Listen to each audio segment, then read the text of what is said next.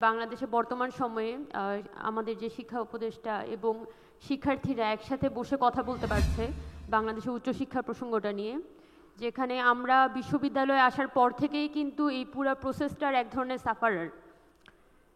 এখন বিশেষ করে আমি যেহেতু বায়োকেমিস্ট্রি ডিপার্টমেন্টে পড়ি, বাংলাদেশে বর্তমান সময়ে স্টেম রিসার্চের অবস্থা কিন্তু খুব একটা ভালো না। দেখা যায় বাংলাদেশে কিন্তু বিভিন্ন ধরনের রোগ জীবাণুর বলা যায় যে একটা আখড়া। তো সাধারণত বাংলাদেশ থেকে স্যাম্পল কালেক্ট করা হয়, কিন্তু যেহেতু এখানে প্রপার ইকুইপমেন্ট নাই, প্রপার ফ্যাসিলিটিস নাই, তাই রিসার্চটা হয়তো বা আপনার কম্পিটিশনাল যে ইয়েগুলো করতে হয়, ফাইন্ডিংস যেগুলো, সেগুলো আসলে বাংলাদেশে সম্ভব হয় না। তো আমাদের যারা বিজ্ঞানীরা থাকে, আমাদের যারা গবেষকরা থাকে, তারা দেখা যায় এখান থেকে স্যাম্পলগুলো কালেক্ট করে তারা ইউএসএতে পাঠিয়ে দেন বা অন্য দেশে তারা স্যাম্পলগুলোকে ইয়ে করার জন্য, মানে নির্ণয় করার জন্য পাঠিয়ে দেন। তো এই যে একটা দীর্ঘ লেংদি একটা প্রসেসের মধ্যে আমাদের দেশের গবেষণাটা ঢুকে যায়, যার কারণে একটা মানুষ তার একটা গবেষকের মাথায় যখন একটা আইডিয়া আসে, তার একটা টিম যখন একটা পার্টিকুলার টপিক নিয়ে কাজ শুরু করে, সেটাকে ইমপ্লিমেন্ট করে সেটাকে নিয়ে একটা পেপার বের করতে করতে তার এত বেশি সময় লেগে যায় যে সেটা যদি বিফলে যায়, সামহাও যদি গবেষণাটা সফল না হয়, তাহলে কিন্তু তাকে অনেক বড় পে করতে হয়।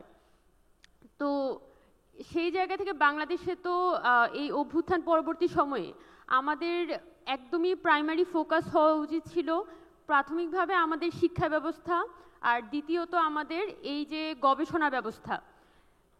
এখন আমরা যদি মনে করি যে বাংলাদেশে, কিন্তু আমি দেখেছি অন্তর্বর্তীকালীন সরকার আসার পর থেকে তারা কিন্তু এখনো পর্যন্ত শিক্ষা বিষয়ে কোনো ধরনের সংস্কার কমিশন গঠন করেনি। আমি ওয়াহিদ স্যারকে একটু জিজ্ঞেস করতে যাচ্ছি যে এখনো পর্যন্ত কেন কোনো ধরনের শিক্ষা সংস্কার কমিশন সরকারের পক্ষ থেকে গঠন করা হলো না।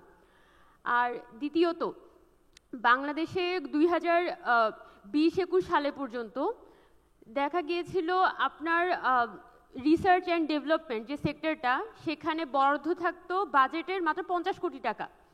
50 কোটি টাকায় তো চিটাও ভিজে না। বিশেষ করে আপনি যদি বায়োকেমিস্ট্রি বা এই ধরনের রিসার্চ ফিল্ডে যান, শত শত কোটি টাকা লাগে এক একটা প্রজেক্ট রান করতে। তো সেই জায়গায় আমাদের সরকার গোটা বাংলাদেশের রিসার্চ অ্যান্ড ডেভেলপমেন্টের পিছনে শুধুমাত্র 50 কোটি টাকা দেয়। এটা এই পরিস্থিতি থেকে বর্তমান সময়ে অন্তর্বর্তীকালীন সরকার কি গবেষণা বিষয়ে কোনো পরিকল্পনা তাদের আছে কিনা, যে বাংলাদেশে আজকে থেকে 20 বছর পর বা 30 বছর পর বাংলাদেশের গবেষণা ফিল্ডের ফ্রেমওয়ার্কটা কি হবে, সেই বিষয়ে সরকারের পক্ষ থেকে কি কোনো পরিকল্পনা নিয়েছে কিনা, সেটা আমার আসলে জানার একটা ইচ্ছা। আর উচ্চশিক্ষা বিষয়ে তো আমাদের সবারই কথা হচ্ছে, যেহেতু আমি ছাত্র, আমরা খুবই বেসিক যেটা হিউম্যান রাইটস, সেটা থেকেই তো আসলে বঞ্চিত। আমাদের ক্যান্টিনে ভালো খাবার নেই, আমরা কার্জন হলে পড়াশোনা করি, কিন্তু কার্জন হলে একটা ভালো খাবারের দোকান নাই।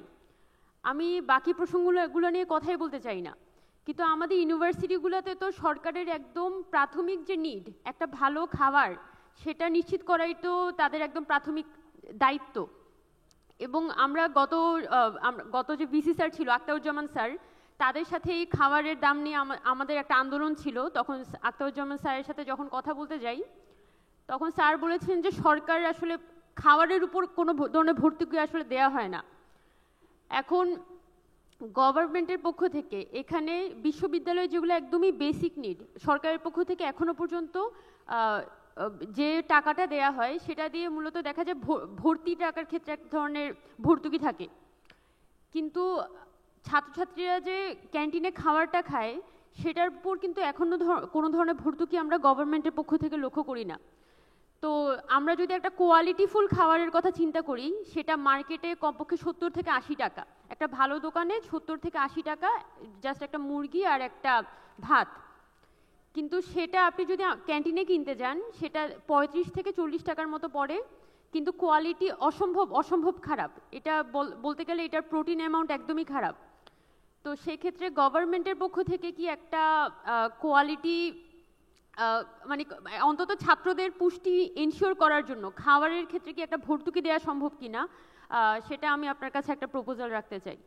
তো তো উচ্চশিক্ষার প্রসঙ্গ নিয়ে আমার অনেক অনেক অনেক কথাই তো আসলে বলার আছে, তবে আমার কাছে এই বেসিক তিনটা মনে হয়েছে স্যার আপনার কাছে একটু জিজ্ঞেস করাটা প্রয়োজন, যেহেতু আপনাকে সামনে পেয়েছি সেই জায়গা থেকে কোশ্চেনগুলো করে রাখছি।